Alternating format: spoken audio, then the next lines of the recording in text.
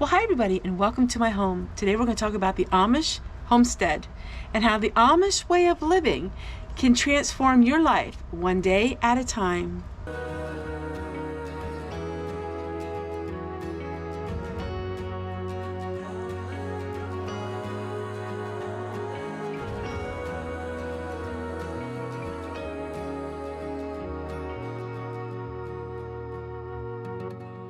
Hello everyone and welcome to today's video. It's about Amish prepping and Amish homesteading and what inspired us to have this little homestead and do the things that we're doing. I'm going to show you a book that I really am enjoying reading, and it's a little bit about our life. And you know, you don't have to be Amish to have an Amish type lifestyle. In fact, it can be quite fun learning about the Amish and putting some of the things that they do, the practices, and turning your home into a little bit of an Amish prepping paradise. Started with me and my love of plain living. I started reading about the plain people and how they live their life and how I needed the peace in my life. The book is called The Amish Homesteading and the Amazing Guide to Living Simple and the Self-Sufficient Life.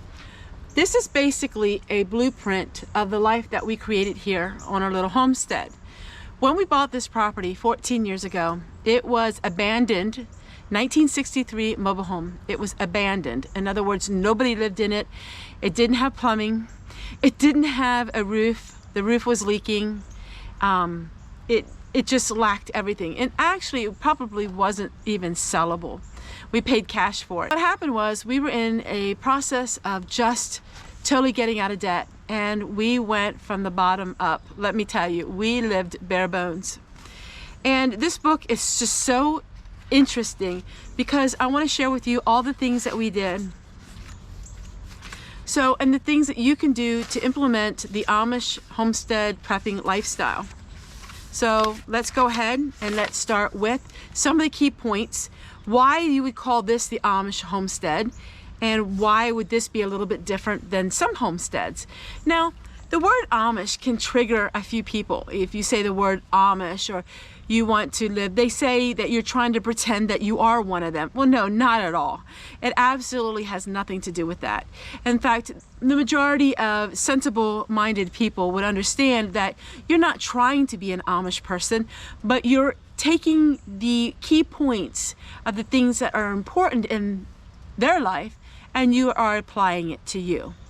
So the dressing, you know, to dress like an Amish, that is their religion. That's a part of religion.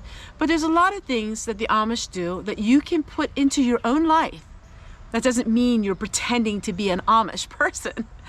You know, sensible people would understand that all walks of life, Quakers, you know, Amish, and Mennonites, and all walks of life, it distills a certain lifestyle and a certain feeling when you think about it. I'm going to read to you some excerpts of this book and show you in practical ways what we did that has to do with the things that they're saying in this book. Now, I had the Have More plan, and that was basically what my blueprint I wanted in my life. I wanted to live this way. Now, in the last year, we did a lot of things to really up the value of our home, and they were Amish built. So we have Amish built buildings, which I'll share with that here in just a moment. The use of electricity is strongly avoided in the Amish community. It's believed to be its prime connection with the world that could lead to temptations, and the worldly amenities are detrimental to the community. So one of the things that the Amish they don't like to rely on electricity. Well, things are really changing in their culture because cell phones, smartphones, computers, they all have that now. Long ago, they used to have their little sheds at the end of their driveway with a telephone. Most of them have smartphones now. But we wanted to reduce our electricity. So instead of having electric heat, we went with a wood stove like what the Amish would use. Flower gardens, if kept simple, also are beautiful in the Amish community. We decided we wanted to have some flower gardens, you know, flowers for the soul. I do have a vegetable garden and I do grow some of the vegetables, but I got years of food, and I really didn't want to go that route and have a lot more vegetables. Once we start consuming some of the food, we will have more vegetables. Every single home has a clothesline with clothes hanging out to dry early in the morning. Every Amish home has a vegetable garden, grape arbor, flower garden. The order of the word would be describing their homestead and their homes. That's my home. Everything is neat and orderly. I have everything just the way I want it. There is no piles of stuff laying around. Everything is neat and orderly. That's how I grew up in the Mennonite culture, and that is how we have our house today. While we are still working on a few projects, we are devoting our time and our energy to create a nice, neat, beautiful home. The original idea of a homestead was to bring the family together, where the family could grow food and prosper. That doesn't mean that you have to own acreage and have a half a dozen children. Single people can be homesteaders just as apartment dwellers. Wait, what did it say? Let's go back there. That's not just a Homestead Tessie thing. Single people can be homesteaders, as can apartment dwellers. We'll get into that in a minute. There are some core aspects of homesteading that don't look the same for everyone. Some people want to be totally off-grid, which is something I would love to do, but I can't at this point in my life. And there's other people who just want to learn to preserve their own foods while living in an apartment and grow their foods on windowsills and do things to be more self-sufficient. The extent one takes the concept depends on money, where you live, and how you want to live your life. Disturbing events can impact your food supply. Scarcity, health, wellness, and global economics can prompt families to think about becoming more self-sufficient. Amen to that. And that's why we decided to do some of the things this year that were a little bit expensive, and some people would say were excessive and not needed. But we did that because you just never know what the economy is going to do by the end of the year. The Amish lifestyle is recession-proof. That sounds interesting. If you're truly interested in a sustainable lifestyle, you have to check out the Amish community and find out what they do. And you can mimic what they do to create your own homestead with the thoughts and the ideas of the Amish.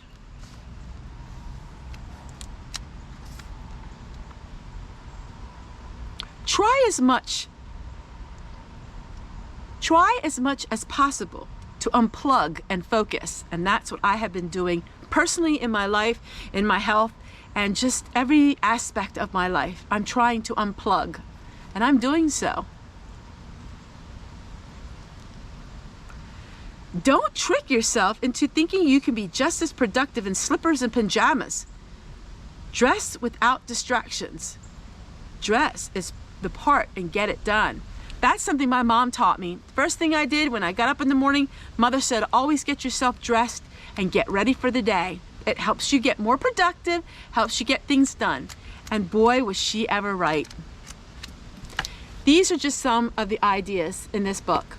And I implemented these ideas in my own life, and my husband and I. It's not easy. It takes work and diligence, but it's a lifestyle skill. It may have the word Amish in it, but it can be a lifestyle skill that is just off the grid, off the world system. It could be the semi-off grid. It could be whatever name you want to call it. It's your life. You can do what you want with it.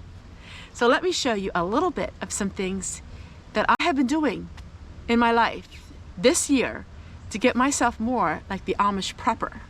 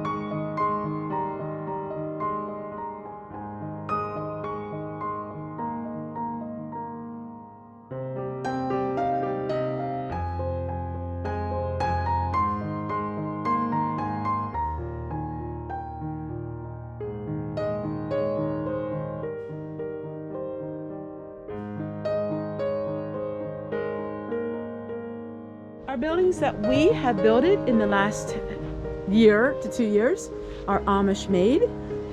So these were made by hand by the Amish.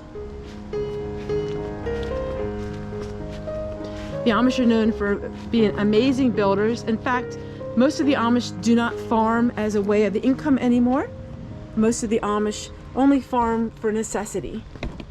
Most of the Amish are builders.